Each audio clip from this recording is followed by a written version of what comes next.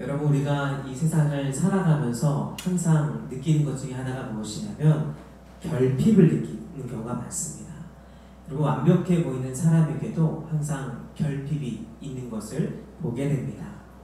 얼핏 보면 완벽해 보이지만 자세히 그 내면 세계를 들여다보면 채워지지 않은 무언가, 만족하지 못한 무언가가 있는 것을 보게 됩니다.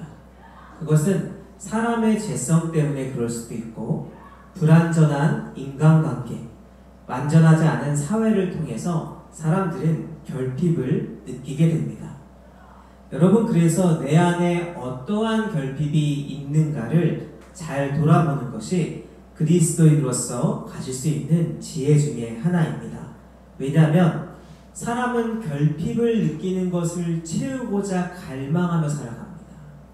은연중에 우리의 마음 가운데 내가 가지고 있는 결핍을 채우고자 하는 욕구가 있고, 그것을 갈망하며 살아갈 때가 많기 때문에 내가 어떤 결핍을 갖고 있는가를 잘 생각해 볼 필요가 있는 것이죠. 재정이 없어서 재정의 결핍을 어렸을 때부터 느낀 사람들은요, 물질을 갈망하면서 살아갑니다. 우리 집이 이렇게 가난했는데 정말 지긋지긋하다. 이 가난에서 좀 벗어나보자. 이것이 하나의 나의 인생의 목적, 결핍을 향한 갈망으로 인생의 방향을 결정하게 될 때가 있습니다. 사랑의 결핍을 느끼는 사람은요, 내가 좀 사랑 좀 받아보자. 그러한 마음으로 인간관계에서 사랑을 목말라하며 시기하고 질투하고 내가 빠진 것을 용납하지 못하고 끝까지 사랑받고자 하는 것이 그 안에 있는 결핍 때문에 그 사랑을 목말라하며 살아가는 것을 보게 됩니다. 우리는 결핍을 통하여 갈망을 느끼고, 그것이 조심스러운 것은 우리 인생의 방향을 결정할 때가 있다는 거예요. 나의 연약함을 채우고자 하는 그 욕구가 나의 인생의 방향성이 되고, 나의 인생이 좌우명이 되기도 하고, 나의 삶을 인도하는 삶의 이 방향이 되는데, 이것을 마음의 지향성이라고 합니다. 내 마음이 어디를 지향하는가? 내 마음이 어디를 향하고 있는가? 내 영혼이, 나의 무의식이 궁극적으로 내 내면 안에서 바라보고 있는 목표와 목적이 무엇인가?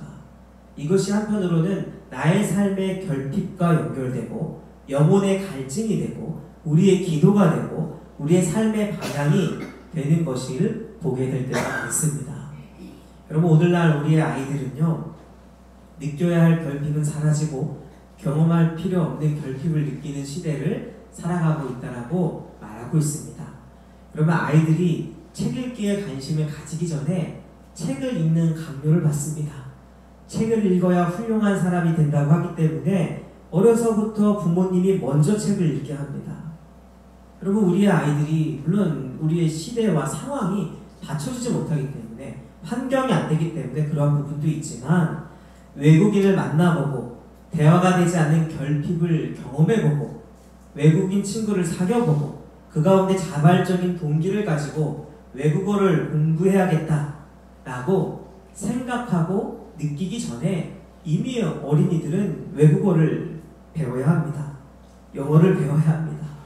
좋은 대학을 가야 되기 때문이죠.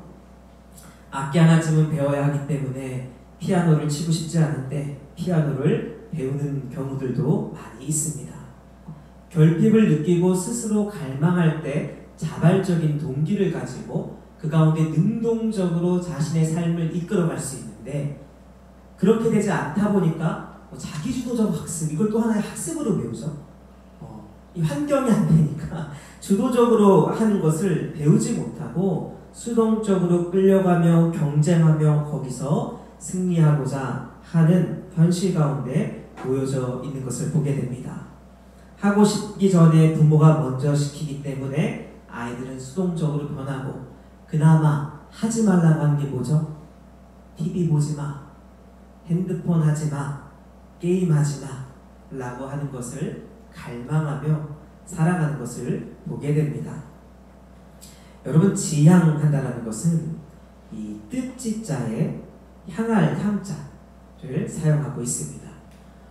함께 읽어볼까요? 우리 지향한다는 거 함께 읽겠습니다. 어떤 목표로 뜻이 쏠리어 향함. 이 지향한다는 것은 어떤 목표로 뜻이 쏠리어 향한다는 거예요. 그러니까 내 안에 무엇을 지향하며 살아가고 있는가? 하나님을 지향하고 있는가? 무엇을 지향하는가? 잘 생각해 볼 수 있으면 좋겠습니다. 이 산상수훈의 팔복 일복이 심령이 가난한 자는 복이 있나니 천국이 그들의 것일 것이다 라고 말씀하십니다.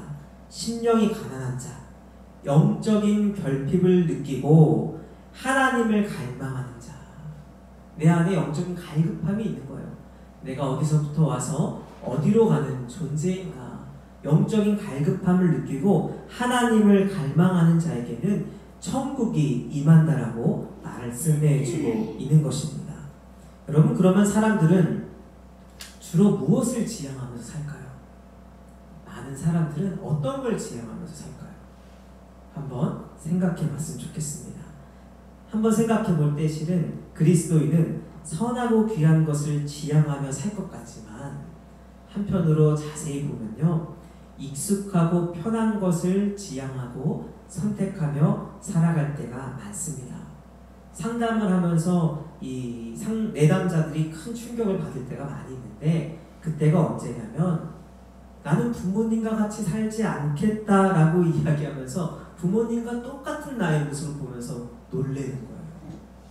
예를 들어서 부모님께서 화가 났을 때 크게 화를 내시고 술을 마시고 폭력적인 방법으로 가족들을 대했다고 생각해 봅시다.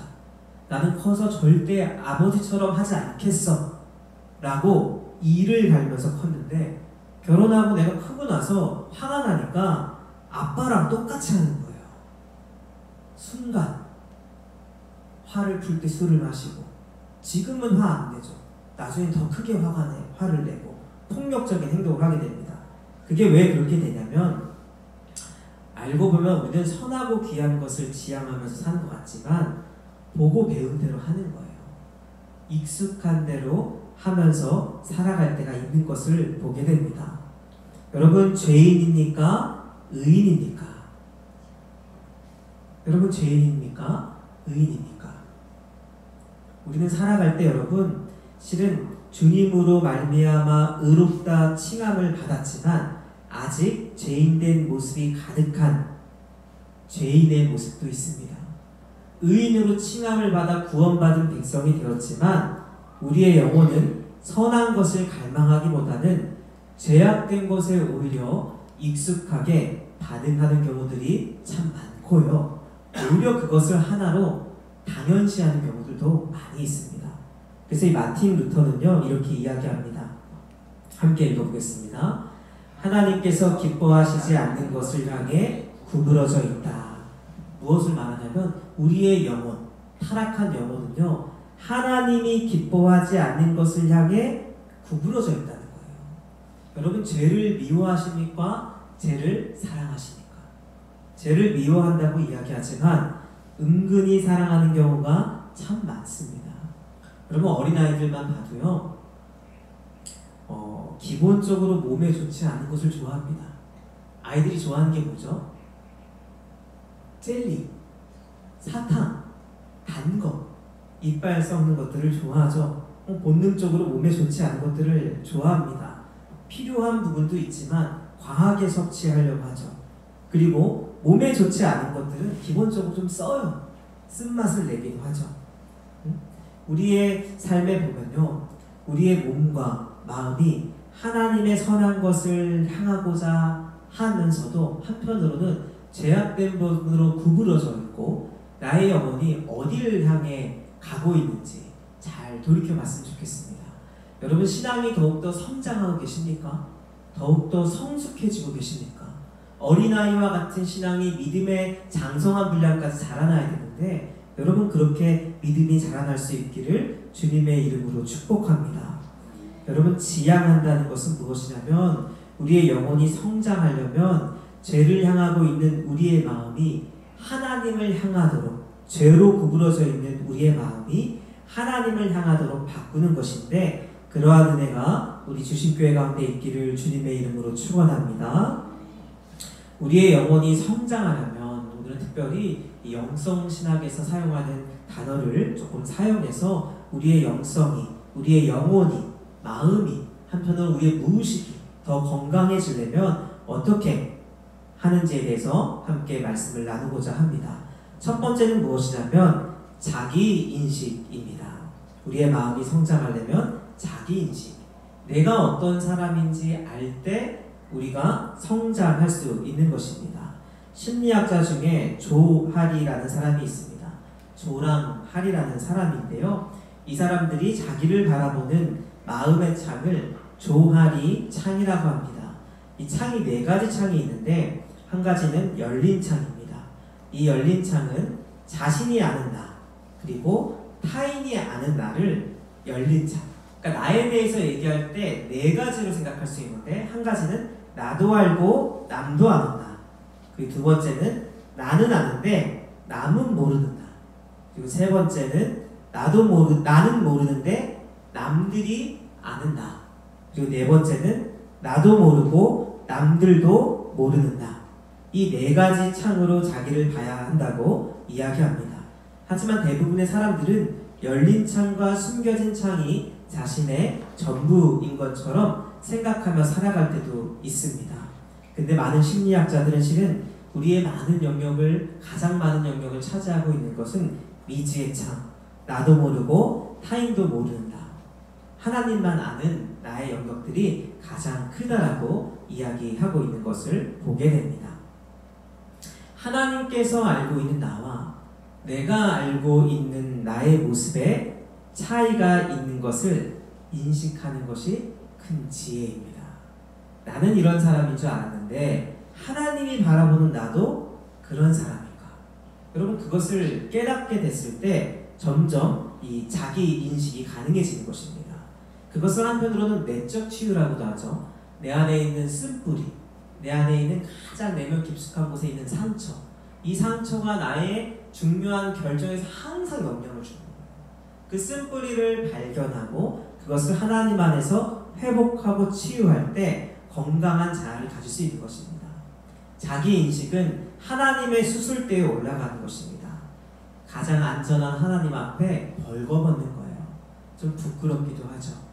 나의 제약된 모습, 나의 아픔, 연약한 모습, 모든 것들이 벌거벗어지는 것입니다. 내가 가장 두려워하는 것이 무엇인지. 두려운 것이 여러분요, 내가 무엇을 가장 두려워하는지 아십니까?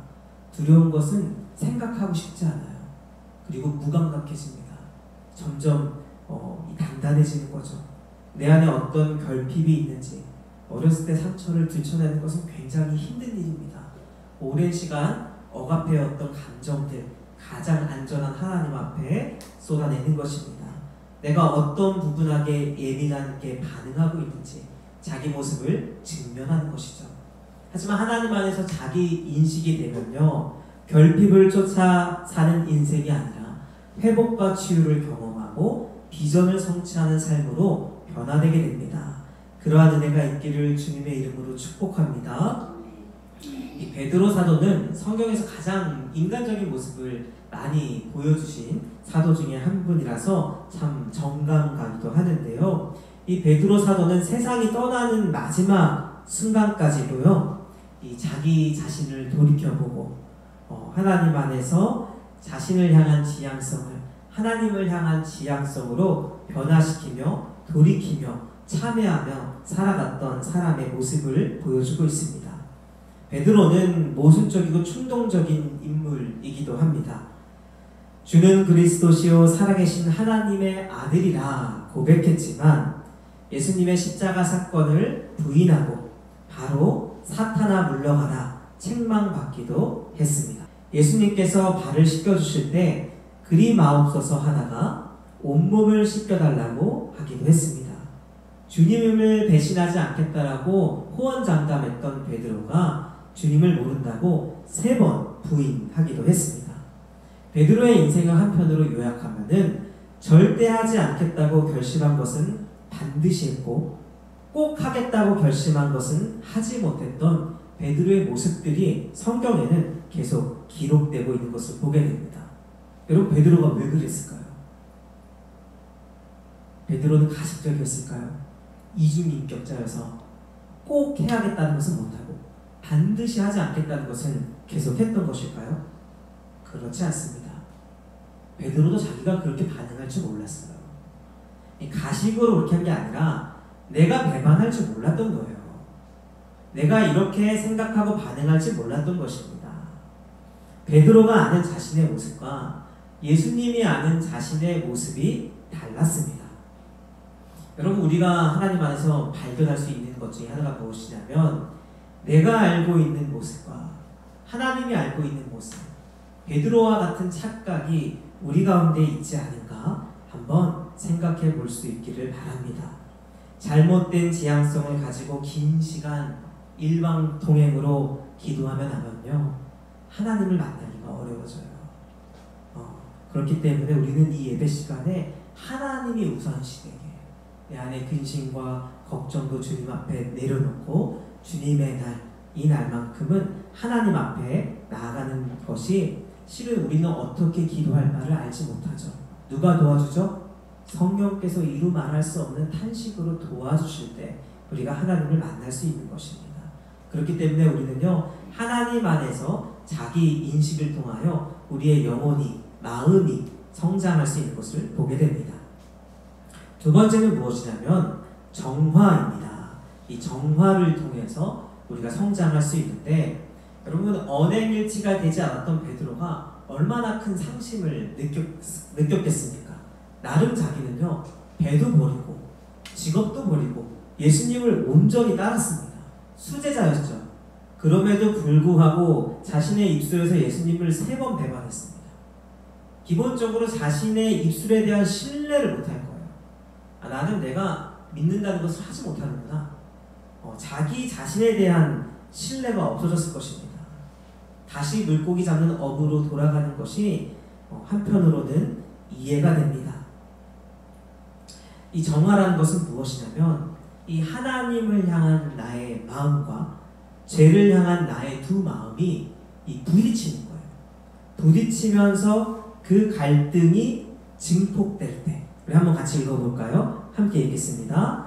하나님을 향한 마음과 죄를 향한 두 마음이 부딪히고 갈등이 증폭될 때 그 상태를 정화라고 해요. 그러니까 실은 이 갈등 자체를 포함해요. 죄인된 사람이 의인된 하나님의 자녀가 되고자 하는 몸부림의 여정, 그 자체를 정화라고 합니다. 여러분, 타협하고 사는 것은 정화가 아닙니다. 타협하고 사는 건 정화가 아니에요. 하나님의 말씀을 붙들고 하나님의 뜻대로 살려고 하면서 실패하는 건 정화예요. 근데 완전히 타협하고 사는 건요, 이 정화가 아니라 불신앙입니다. 여러분, 조심하셔야 돼요. 근데 그러한 잘못된 가르침들이 이제 많이 들어오고 있어요. 조심하셔야 됩니다. 여러분, 정화라는 것은요, 내가 죄인인데 의인으로 살려고 하는 몸부림의 가운데 있는 것, 그 상태에 있는 것이 정화된 상태인 것입니다. 죄인된 우리의 신분이 하나님을 향해 나아가는 것이죠. 여러분이 정화의 상태에서 경험하게 되는 게 무엇이냐면 겸손이에요. 내가 안 되는구나. 내가 말씀대로 사는 게 쉽지 않구나. 하다못해 기억하는 것도 어렵구나. 이 자기 자신을 보는 거예요. 여러분, 사도 바울이 그 고백을 하죠. 자기는 사도 바울 같은 위대한 사도가 죄인 중에 죄인, 괴수다라고 얘기해요. 이 정화의 작업, 치열한 싸움이 있었던 사람이 이 사도 바울입니다. 그 가운데 정화가 되는 것이죠. 요한복음 21장과 마태복음 16장은 자주 비교하면서 신학자들이 분석합니다. 마태복음 16장은 베드로가 가장 빛나 보이는 순간이 있죠. 주는 그리스도시요 살아계신 하나님의 아들입니다. 고백하는 장면이 있습니다. 그것은 성령께서 알려주셨던 상황이죠. 당시에 베드로는요, 놀라운 고백을 했지만 자기 인식도 없고 정화도 없었던 상태예요. 의기양양하고 내가 최고의 제자가 되겠다, 내가 주님을 끝까지 따라가겠다라는 그러한 마음의 상태 가운데 있었던 베드로입니다. 그때요, 주님이 주님의 양을 맡기지 않습니다. 하지만 오늘 본문처럼 오늘 본문은 베드로가 가장 처참해 보이는 상황이에요. 정말 너덜너덜해진 상태, 가장 빛나는 모습과 가장 처참한 모습. 그때 주님이 물어보죠. 요한의 아들 시몬아, 내가 나를 사랑하느냐? 요한의 아들 시몬아, 내가 나를 사랑하느냐? 요한의 아들 시몬아, 내가 나를 사랑하느냐? 3번 부인했는데 3번 물어보세요. 회복을 주시는 거예요, 입술에. 그러면서 베드로가 옛날처럼 고백하지 않죠. 그럼요, 내가 가장 사랑합니다. 이렇게 고백하지 않아요. 주님이 아십니다. 주님이 도와줘야 사랑할 수 있습니다. 저는 못합니다. 주님이 아십니다. 3번 고백하자. 내 양을 먹이라. 이 내 양은 주님의 양입니다. 내 양을 치라. 내 양을 먹이라. 하나님께서, 예수님께서 이 비전을 주시는 것을 보게 됩니다. 여러분, 이것이 정화를 통한 영혼의 성장입니다. 마지막으로 3번째는 무엇이냐면, 3번째는 조명입니다. 이 조명은 하나님의 은혜가 확 깨달아지는 거예요. 이 껌껌한 방에 불이 확 켜지면서 아하 하면서 뭔가 확 깨달아지는 거 있잖아요. 그러니까 이 교회를 다니면서 말씀을 들으면서 뭔가 하나님의 말씀을 통하여 조명의 은총이 임했다. 이것은 무엇이냐면 뭔가 이전과는 확 달라지는 뭔가가 확 깨달아지는 거예요. 번뜩해지는 것입니다. 하나님의 말씀을 깨닫고 주님께 더욱더 가까이 가고 주님과 연합되는 과정을 조명의 은총이라고 이야기합니다. 여러분, 이것이 무엇이냐면 하나님의 말씀대로 사는 게 더 좋구나 깨달아지는 거예요. 처음에는 나의 유익과 목적을 위해서 교회를 왔지만 괜찮습니다. 어떤 목적이든 교회에 오는 것은 선하고 귀한 것입니다. 근데 바뀌지 않고 평생 그 상태로 머물러 있는 것이 조심스러운 것이지 어떤 마음으로 교회를 오셔도 괜찮습니다. 근데 교회를 다니다 보니까 나의 유익보다 더 귀한 하나님을 발견하는 거예요. 하나님을 만나는 거, 하나님을 내 것으로 하는 거, 하나님과 가까이 가는 게 실은 나한테 가장 유익한 거구나. 번뜩하고 깨달아지는 거예요. 그래서 이제는 내 마음대로 사는 게 행복한 게 아니라 조금 불편할 수 있지만 하나님의 말씀대로 그 말씀에 순종하며 살아가는 인생이 나한테 더 행복하구나. 내 영혼에 더욱더 유익하구나. 내가 더 기쁨을 잃지 않고 가족들을, 내 주위에 있는 사람들을 사랑하며 살아갈 수 있는 길이 된다는 것을 깨닫게 되는 것입니다. 여러분, 이것은요, 죄 가운데 끊임없이 실패할 때, 정화의 과정에서 정말 끝없는 몸부림을 경험할 때, 나는 정말 지겹다. 죄한테 지는 거 너무 지겹다. 너무 싫다. 이제 고만하고 싶다. 실은 이럴 때 확 깨달을 때가 있어요. 이제 고만하고 싶다. 나 좀 이제 정말 주님의 자녀로 살고 싶다. 내가 정말 하나님 앞에 신실한 믿음의 종으로 가고 싶다. 이 마음에 이 올라오는 이 정화의 과정에서의 갈등을 통하여 조명의 은총이 또 우리 가운데 임하게 되는 것을 보게 됩니다. 여러분, 베드로는 그러한 삶을 살았습니다. 우리 18절 말씀을 같이 읽도록 하겠습니다. 함께 읽겠습니다. 내가 진실로 진실로 내게 이르노니 내가 젊어서는 스스로 띠띠고 원하는 곳으로 다녔거니와 늙어서는 내 팔을 벌리리니 남이 내게 띠띠우고 원하지 아니하는 곳으로 데려가리라. 아멘. 베드로가 젊어서는요, 스스로 원하는 곳으로 갔습니다. 근데 영혼이 성장하고 마음이 성장하면서는 내가 원치 않더라도 남이 원하는 곳, 하나님이 원하는 곳으로 살아가는 은혜가 임하게 된 것입니다. 자기 인식과 정화와 조명으로 통하여 깊은 하나님과의 연합을 통해서 스스로 띠띠우고 원하는 곳이 아니라 이제는 하나님이 원하는 곳으로 나아가게 됐음을 고백하게 되는 것입니다. 영화 커바디스에서 보면요, 로마에서 이 크리스찬들에 대한 핍박이 일어났을 때 베드로가 도망가는 장면이 나옵니다. 도망간 이유는 기독교의 수장이기 때문에 그렇고 주변 사람들이 베드로를 살리고자 했던 것이 있었습니다. 그에 동의하면서 베드로가 도망갑니다. 도망가는 도중에 부활하신 예수님을 만나죠. 베드로가 부활하신 예수님을 만나면서 베드로가 예수님께 물어봅니다. 커바디스. 그때 나온 단어가 커바디스. 주님 어디로 가십니까?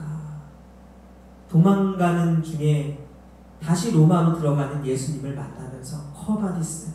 주님 어디로 가십니까? 그때 주님이 말씀하시죠. 너가 도망 나온 로마로 돌아간다.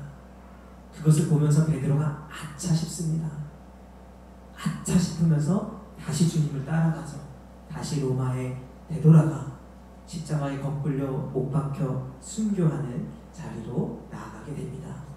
사랑하는 주신교회 성도 여러분, 커바디스, 주님이 어디 계십니까? 나의 삶의 자리 가운데 주님을 부르짖고 주님을 찾고 주님과 동행하기를 바랍니다. 그것이 가장 복되고 가장 큰 축복임을 기억하며 하나님과 동행하는 주신교회 성도들 되기를 주님의 이름으로 축원합니다.